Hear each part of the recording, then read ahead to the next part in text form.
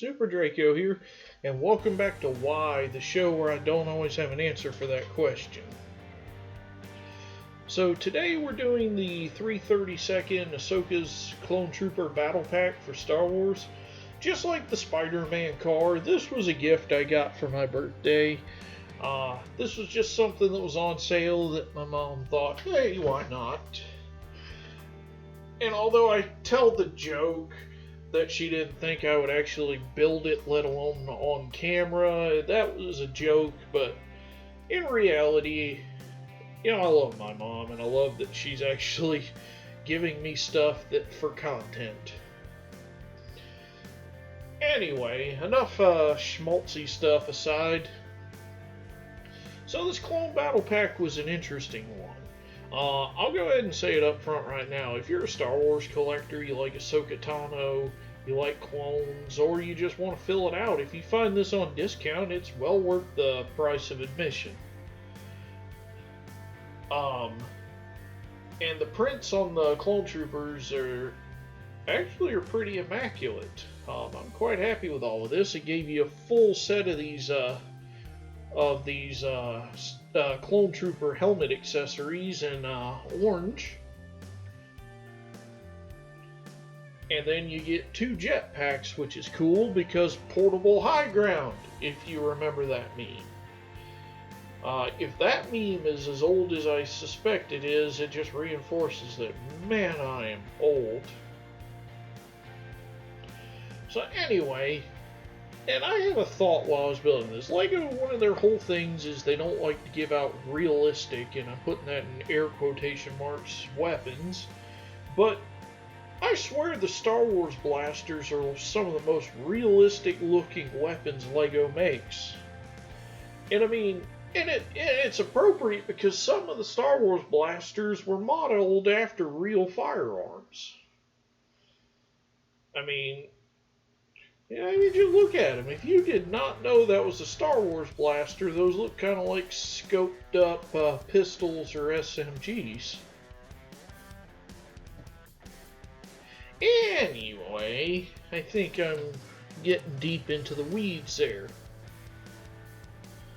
So, the only other thing I'm really going to comment on is I don't know what the vehicle is supposed to be, if it's even Star Wars canon, or if the Lego designers just made it up for a price point.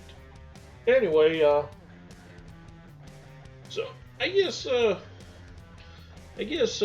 get into it. So for those of you who are new, and I say this every Lego video, but it remains the same, is Lego is Lego. This doesn't need a whole lot of intense narration and editing about how to build it or why. Versus something like Optimus Prime, which is a complex mix of plastic, metal, screws, bolts, glue, electronics, and whatnot. So, I like to take this chill and just ramble. I would say talk to y'all, but I feel more like I'm rambling. So in the last video, I said I wanted to talk about my fantasy story on Fiction Press. So my fantasy story is called The King of Mercenaries. And long story short, the name pretty much tells you what it's about. Basically, my fantasy story is about a mercenary named Van in a fairly, I'm not going to say standard, but I guess typical medieval fantasy world. So anyway, I'm gonna pull up Fiction Press and just pull up my story.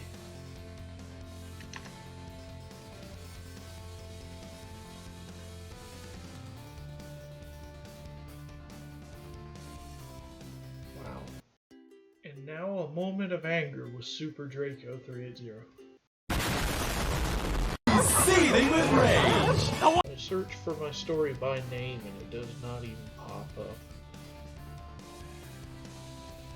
until 1, 2, 3, 4, 5, 6, 7. You 8, didn't 9, see 10, anything. 11, 12, 13, 14, 15. I'm not even going to question it.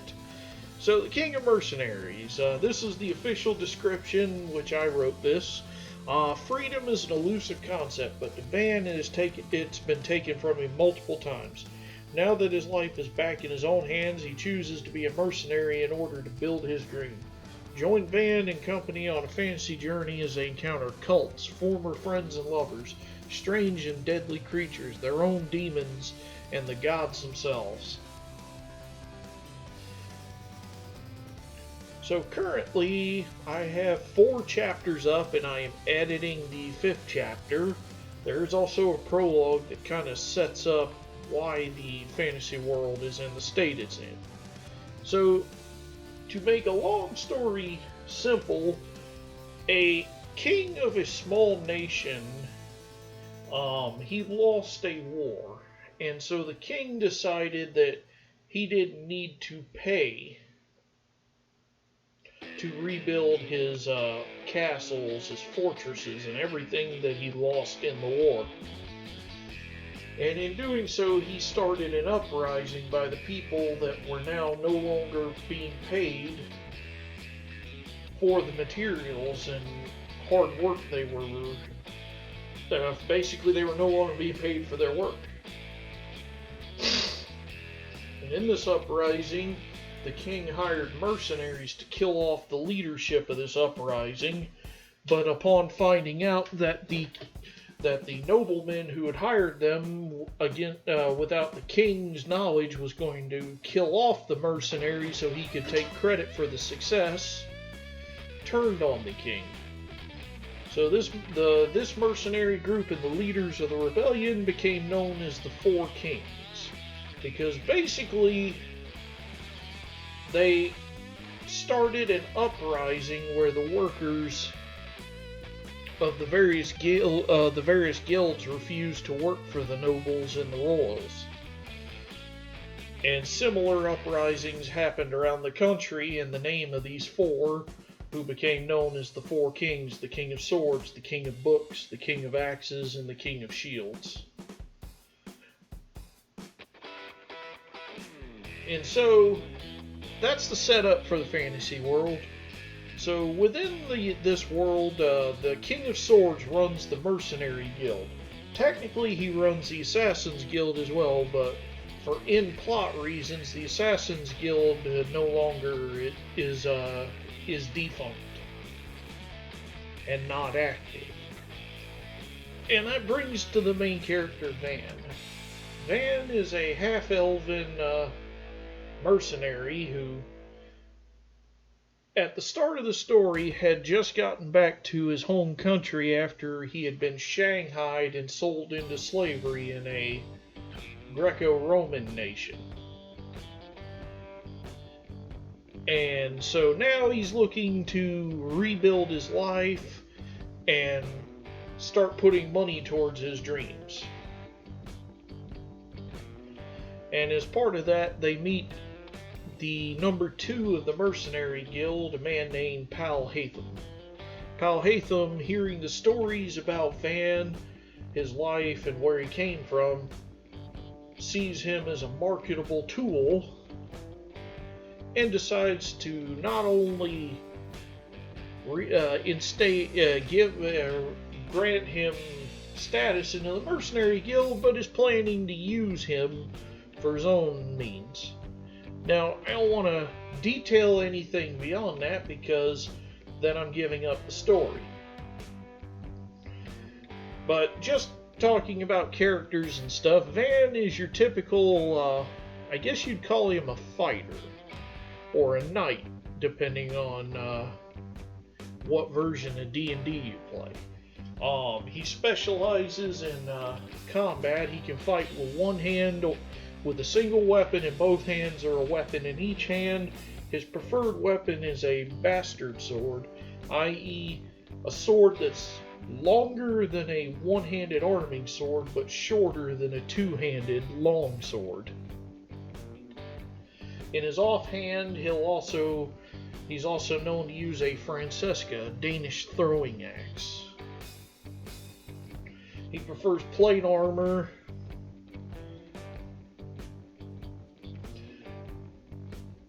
And that's his general character. I mean, I don't want to get super detailed because what's the point of reading the story if you know everything about him?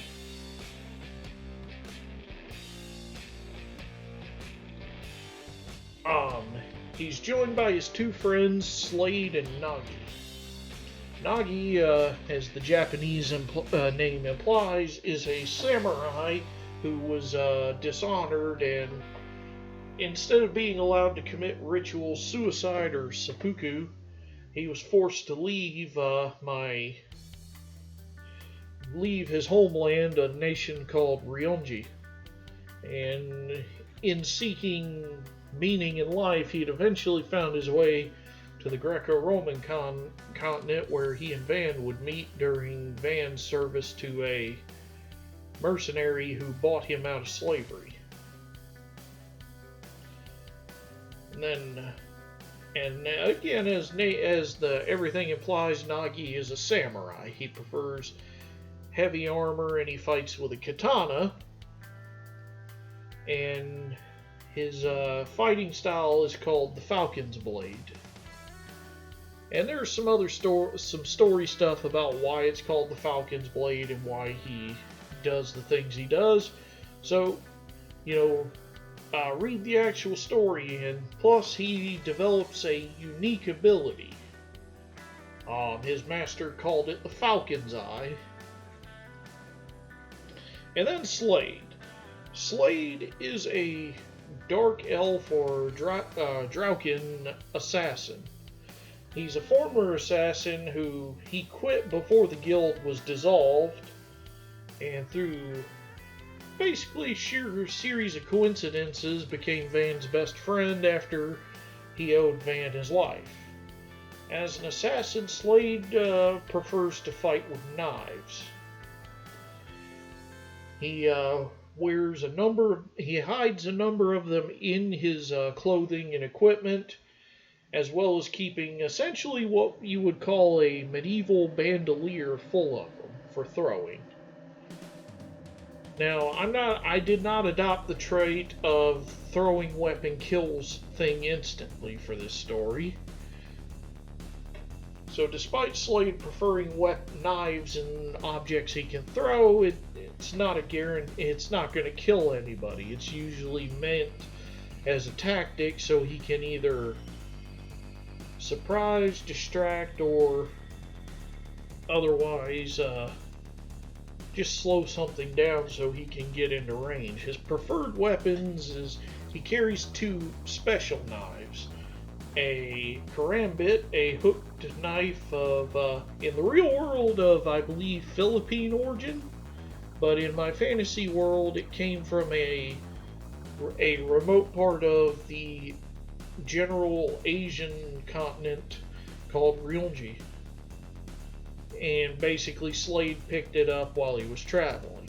His other preferred weapon is a stiletto. Now, for those of the uninitiated, the stiletto heel that are on high heel shoes today is named after the stiletto dagger.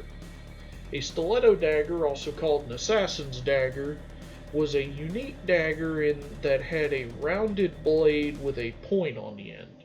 It was solely meant for stabbing, hence why it was called the assassin's dagger. Stilettos are also useful for defense because being rounded, you don't have to worry about the edge getting damaged when blocking. And then additional characters in the story include Palhatham, who is playing to his own goals, the King of Swords himself, Sagar Diopson, who he's from a nation he's from the Kalbrid people, a Viking-inspired nation. Van's ex-wife, Solana, the Mad-Eyed Bear,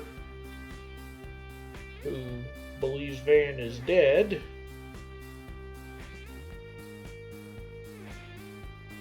And then there are more characters to come, but I don't want to jump the gun. Oh, and the other principal character in this story is Raziel.